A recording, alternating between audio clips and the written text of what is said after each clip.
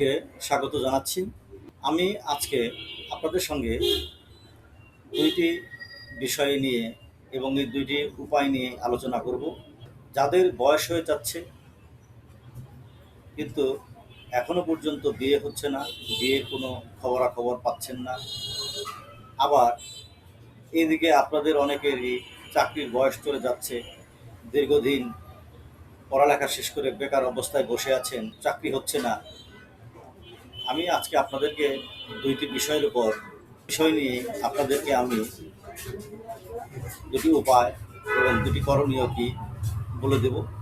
আশা করি আপনারা সাফল্য লাভ করবেন এবং আপনাদের কাজ হবে। বিবাহ সাথী নিয়ে আপনাদের কিন্তু কোনো খবরাখবর হচ্ছে না, এই মত অবস্থায় এখন আপনারা কী করবেন? আমি এই যে কথাগুলো বলছি এটি কিন্তু ছেলে এবং মেয়ে উভয়েরই জন্যই কিন্তু করণীয়।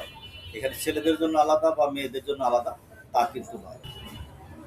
আপনাদের যাদের বিবাহ হচ্ছে না তারা কি করবেন? আপনারা যখন স্নান শেষ করবেন বা গোসল শেষ করবেন তখন আপনারা ওই ভেজা কাপড়ে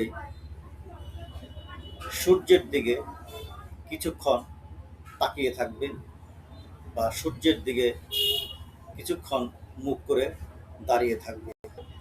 এই মুখ করে যখন দাঁড়িয়ে থাকবেন তখন আপনারা আপনাদের নিজ নিজ সৃষ্টিকর্তার কাছে আপনাদের সমস্যার কথাটি বলবেন এবং এর থেকে যেন সমাধান পেয়ে যান তার জন্য সাহায্য কামনা করবেন। আপনাদের সূর্যের দিকে যে মুখ করে দাঁড়িয়ে থাকবেন এটি যেন অন্ততপক্ষে যেন 1 মিনিট বা 1 মিনিটের জন্য একটু উপরে হয়, এর নিচে যেন না হয়।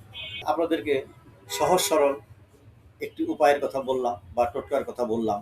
এটি কিন্তু খুবই কার্যকরী টোটকা, অবহেলা করবেন না। এটি যতদিন পর্যন্ত আপনাদের বিবাহ না হয় ততদিন এটি চালিয়ে যাবেন, আশা করি আপনারা ভালো। দ্বিতীয়ত আমি আপনাদেরকে আরেকটি উপায়ের কথা বলছি। এটি কিন্তু খুবই একটি শক্তিশালী টোটকা এবং আমি বহু জনের কাছেই এর ফলাফল আমি জানতে পেরেছি যে তারা উপকৃত হয়েছে এবং সেই পরীক্ষিত একটি উপায় আপনাদেরকে আমি বলে দিচ্ছি এবং এটি কিভাবে করবেন তাও আমি আপনাদেরকে সহজ সরলভাবে বুঝিয়ে দেওয়ার চেষ্টা। প্রথমে একটি লাল রঙের ছোট একটা স্টোন জোগাড় করবেন, সেটি পাথরের হোক, কাচের হোক বা প্লাস্টিকের হোক, ইমিটেশন জাতীয় একটি লাল পাথর জোগাড় করবেন। এই লাল পাথরগুলো মানুষ যে আর্টিফিশিয়াল যে অর্নামেন্টসগুলো ব্যবহার করে তাতে কিন্তু এই স্টোনগুলো কিন্তু ব্যবহার করা করে। তো আপনাদের বাসায় যদি কোনো পুরাতন যদি এইরকম যদি থাকে আপনারা খুলে নিয়ে ব্যবহার করতে পারেন। আর অন্যথা যদি একেবারেই যদি জোগাড় করতে না পারেন তাহলে যে কোনো একটি জুয়েলারি দোকানে যাবেন এবং ওই জুয়েলারি দোকানে গিয়ে আপনারা খুব স্বল্প মূল্যে এই স্টোনটি কালেকশন করবেন। তারপরে আপনারা যাবেন কর্মকারের কাছে, যে কর্মকারের দিয়ে এটি তৈরি করবেন তাকে বলবেন এই স্টোনটা দিয়ে একটি ছোট্ট একটা লকেট তৈরি করে দেওয়ার জন্য এবং লকেটের নিচে বা পেছনে যেখানে সুবিধা হোক ওখানে একটি ছোট্ট একটি তাবিজের মতো বানিয়ে দিতে বলবেন। কাজটি করবেন এবং করার পরে ছোট্ট একটি রূপার বল সাথে বানিয়ে নিয়ে আসবেন। যে বলগুলো আপনাদেরকে আমি বলেই দিই, ওই কানের ঝুমকা বা পায়ের নুপুরের মধ্যে যে বলগুলো লাগিয়ে দেয় ঠিক ওই রকমই একটা ছোট্ট একটি বল আপনারা সাথে নিয়ে আসবেন। থাকি সেটা এখন আপনাদেরকে বলছি। প্রথমে আপনারা 2 ইঞ্চি বাই 2 ইঞ্চি মানে ছোট, মানে আমি যে 2 ইঞ্চি বাই 2 ইঞ্চি যে বললাম সেটা আসলে ঠিক মানে জাস্ট আমি আপনাদেরকে বললাম যে একটা ছোট একটি কাগজ আপনারা নেবেন। ঠিক ধরেন এই যে এইরকম একটি ছোট একটি ভোজ পাতা আপনারা কালেকশন করবেন। এটি দশকর্মার দোকানে বা এটা আপনার ওই কবিরাজি যে সমস্ত জিনিসপত্র বিক্রি করে সেখানে গেলে আপনারা পাবেন। এটি কিন্তু খুবই কম দাম, খুব দামি কোনো বিষয় না। আপনারা এরকম ছোট্ট একটি কাগজ জোগাড় করবেন এবং এই কাগজে একটি নীল লেখা দেয় এমন একটি কলম জোগাড় করবেন, নীল কলম, নীল কালির কলম জোগাড় করবেন। এই কলমে প্রথমে এখানে কলম দিয়ে প্রথমে আপনার নাম লিখবেন, আপনার মার নাম লিখবেন, আপনার বাবার নাম লিখবেন এবং নিচে শুধু আপনার বয়সটা লিখবেন।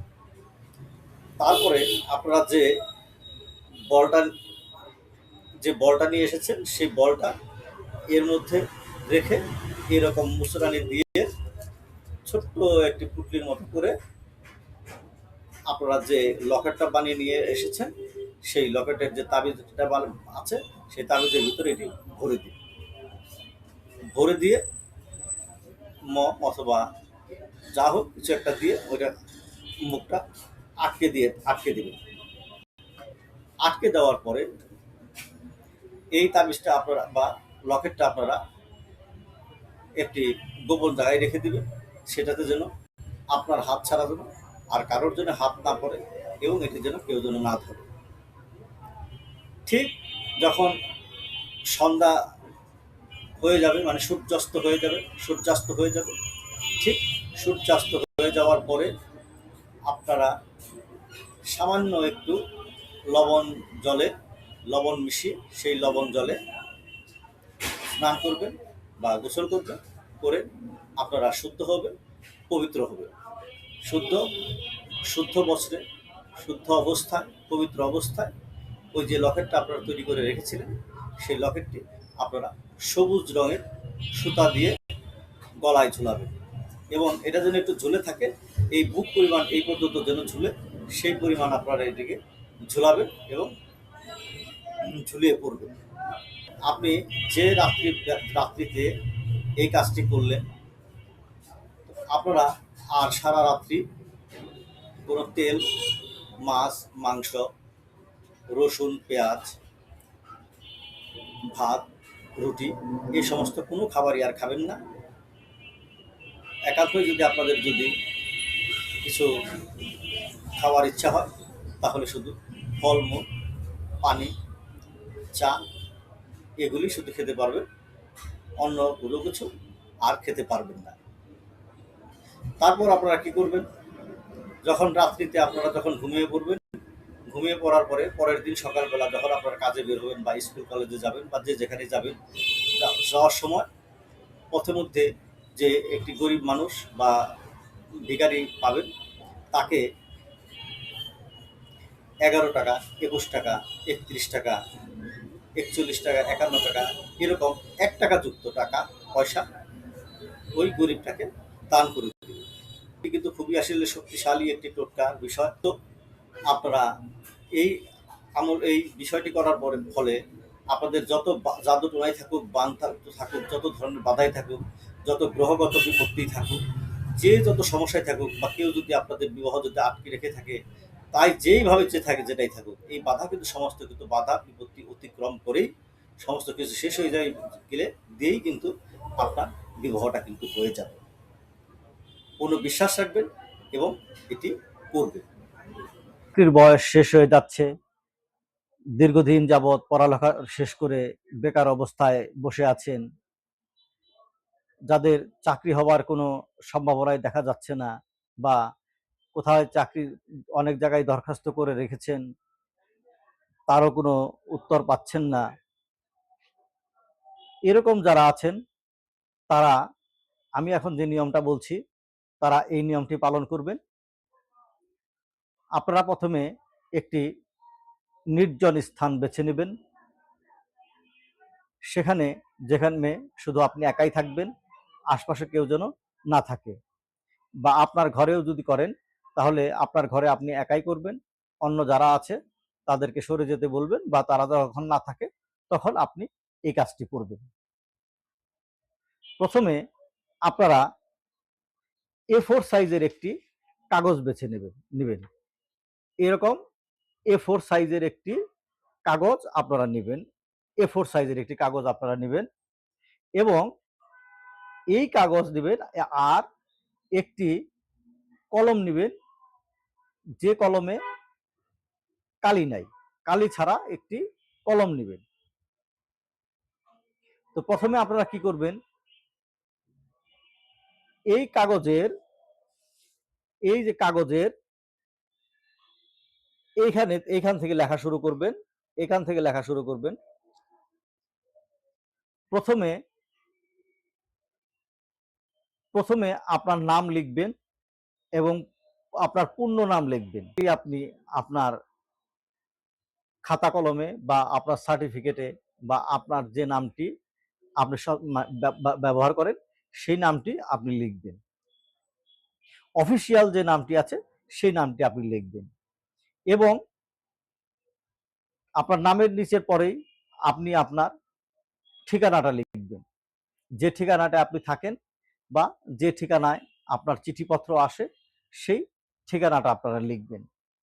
লেখার পরে কিছু অংশ ফাঁকা রেখে তার নিচে আপনি যে সমস্ত প্রতিষ্ঠানে চাকরির জন্য ইন্টারভিউ দিয়েছেন বা দিবেন, এরকম একাধিক 8টা 10টা হতে পারে বা 2-3টাও হতে পারে, আপনি যে সমস্ত প্রতিষ্ঠানে ইন্টারভিউ দিয়েছেন প্রথমে সেই প্রতিষ্ঠানগুলোর নাম লিখবেন এবং তারপরে আপনি আরো যে সমস্ত প্রতিষ্ঠানে ইন্টারভিউ দিবেন সেই প্রতিষ্ঠানগুলোর নাম লিখবেন। যদি মানে আপনার সরকারি অফিস যদি হয় তাহলে যে সমস্ত মন্ত্রণালয়, যেমন শিক্ষা মন্ত্রণালয় বা বাণিজ্য মন্ত্রণালয়, এরকম যে যে সমস্ত চাকরিগুলি আছে সেই মন্ত্রণালয়গুলির নাম লিখবেন। বা যে সোজা কথা, আপনি যে প্রতিষ্ঠানে চাকরির জন্য ইন্টারভিউ দিয়েছেন সেই প্রতিষ্ঠানের নাম লিখবেন এবং আপনি যে সমস্ত প্রতিষ্ঠানে ইন্টারভিউ দেওয়ার জন্য দরখাস্ত করে রেখেছেন, ইন্টারভিউ কার্ড হাতে পেয়েছেন বা পাবেন, সেই সমস্ত প্রতিষ্ঠানেরও আপনি নাম লিখবেন। এক এক করে নিচে লিখে যাবেন। লেখার সময় আরেকটি জিনিস খেয়াল রাখবেন, কোনো কিছুরই কিন্তু সিরিয়াল নাম্বার দিবেন না। 1 2 3 4 5 6 এরকম কোনো নাম্বার দিবেন না, শুধু নিচে লিখে যাবেন। আপনার এই লেখাটা শেষ হয়ে গেলে একদম শেষে, একদম কাগজের শেষে এই জায়গাটায় আপনারা লিখবেন, যার সৃষ্টিকর্তার নাম লিখবেন। যেমন ধরুন, হে আল্লাহ, এই পৃথিবীতে যতগুলো সমস্যা আছে সেই সমস্ত সমস্যার সমাধানকারী একমাত্র তুমি। বা হে ভগবান, তুমি এই পৃথিবীর যত সমস্যা আছে সমস্ত কিছু সমস্যা সমাধানের একমাত্র মালিকই তুমি। এই কথাটি লিখে শেষ দিবেন। লেখা শেষ হয়ে গেলে এই কাগজ আপনারা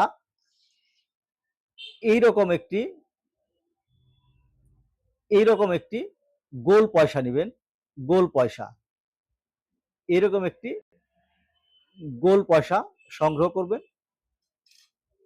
ঢেউ তোলা, ঢেউ কাটা বা চারকুনিচা বা অন্য কোনো শেপ, মাঝখানে ছিদ্র, এরকম কোনো পয়সা আপনারা নেবেন না। ঠিক এরকম গোল একটি পয়সা সংগ্রহ করবেন এবং আপনি যে লেখাটা লিখেছেন সেই লেখাটার কাগজটা এইভাবে ভাঁজ করবেন।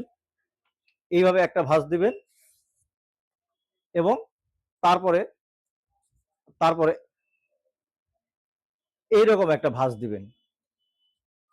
ভাঁজ দেওয়ার পরে আপনার কাজটা শেষ হয়ে গেল, ভাঁজ শেষ হয়ে গেল। তারপর এই যে এই পয়সাটা যে কোনো একটি ভাঁজের ভিতরে এইভাবে ছেড়ে দিবেন। এই যে কাগজটি আপনি যে বিছানায় বা যে বালিশে ঘুমান সেই বালিশের তলে রেখে দিবেন। এটি রেখে দিবেন। রেখে দেওয়ার পরে আপনি যখন আবার ঘুমের থেকে উঠবেন, এটিকে নিরাপদে একটি ড্রয়ারে বা এমন একটি জায়গায় রেখে দিবেন, এই কাগজটি যেন কেউ নষ্ট না করে, এই পয়সাটা যেন কেউ না নেয়।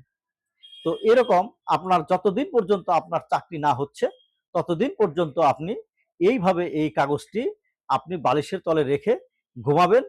আশা করি আপনার অল্প দিনের মধ্যেই আপনি চাকরির একটি সন্ধান পাবেন এবং আপনার একটি চাকরি হয়ে যাবে। এই কাজটি করবেন এবং আপনাদের আমি আরেকটি উপায় বলছি, সেটি হলো আপনারা এক মুষ্টি পরিমাণ আপনারা মসুরের ডাল নেবেন এবং এই ডালটি আপনারা প্রতি রবিবার অথবা সোমবার করে বহমান জলে আপনারা এই ডালটি ভাসিয়ে দিবেন। এটি সপ্তাহে একদিন করবেন, টানা 17 সপ্তাহ এই কাজটি আপনারা করবেন। এক মুষ্টি মসুরির ডাল বহমান জলে, নদীতে বা স্রোত আছে এমন কোনো জায়গায় পানিতে এই এক মুষ্টি ডাল আপনারা ভাসিয়ে দিবেন প্রতি রবিবার অথবা সোমবার। এরকম টানা 17 সপ্তাহ এই কাজটি করবেন।